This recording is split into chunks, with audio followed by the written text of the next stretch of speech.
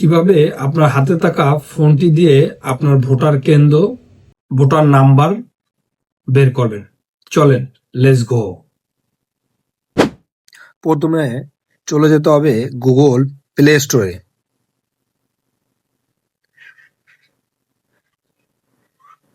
Play স্টোরে আসার পর লিখতে হবে স্মার্ট ইলেকশন ম্যানেজমেন্ট বিডি। লিখে সার্চ করার পর এই অ্যাপ চলে আসবে। অ্যাপস ওপেন করার পরে আমরা ল্যাঙ্গুয়েজ সিলেক্ট করব। তারপর ন্যাশনাল ইলেকশনে ক্লিক করব। ক্লিক করার পর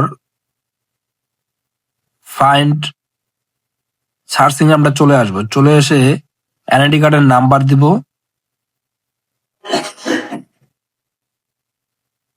তারপর জন্ম তারিখ দিব। তারপর ওকে সার্চ করব। এখনই চলে আসবে, দেখছেন চলে আসছে।